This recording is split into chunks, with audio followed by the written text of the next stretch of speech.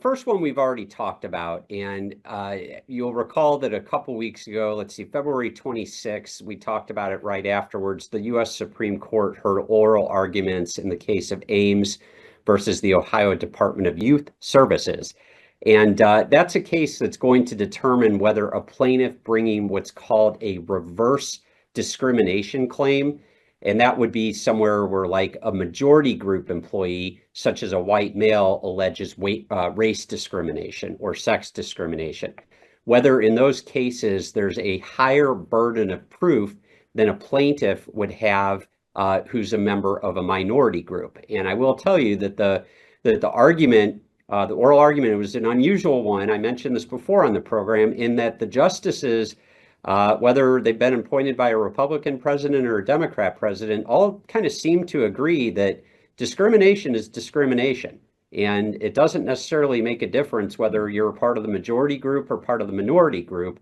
And so there are some circuits applies out equally for everyone. Well, it does. And Nick, I don't know if you have the ability to pull it up, but I did send you the language of Title VII of the Civil Rights Act of look at that. He's pulled it 1964. up. Look at Yep, him. there you go. And so, I think got this it is up. sort of the foundation of everything. It says it shall be an unlawful employment practice for an employer, and then it flat out says to fail or refuse to hire or to discharge any individual or otherwise to discriminate against an individual with respect to his compensation, terms, conditions, or privileges of employment because of such individual's race, color, religion, sex, or national origin.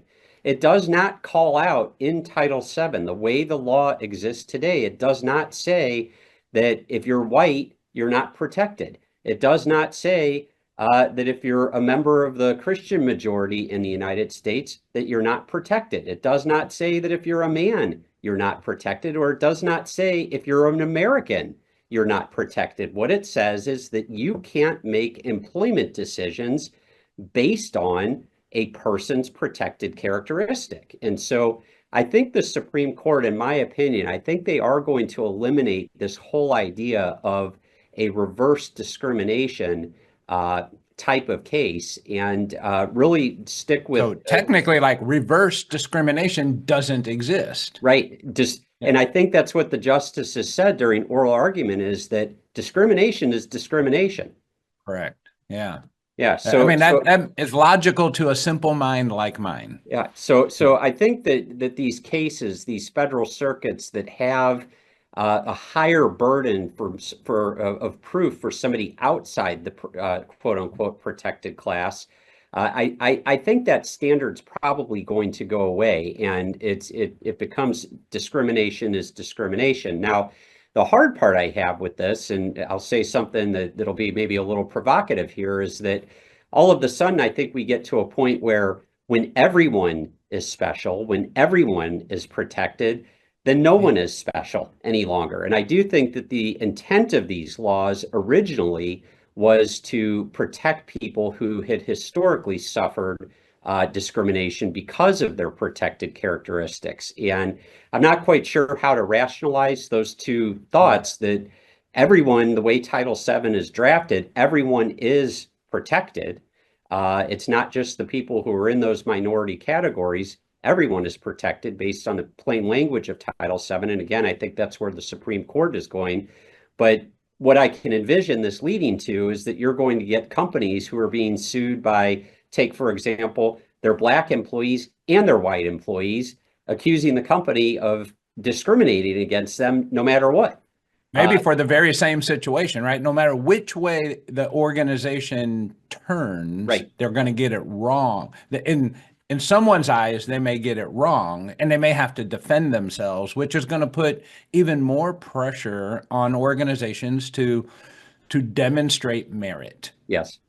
Well, I think that's probably the logical conclusion to it, that employers are really going to have to be very solid on what I would call their legitimate, non-discriminatory, and non-retaliatory reasons for taking some sort of an employment action, whatever that might be, and whether that's a promotion or a demotion, whether that's a hire or a termination. The employers really have to be on firm footing with their legitimate, non-discriminatory, and non-retaliatory business reasons for their actions. Yeah, I would think it's easier today to terminate anyone with less risk and may have less risk of discrimination because you can line up some facts. Done right, you can line up some facts easier.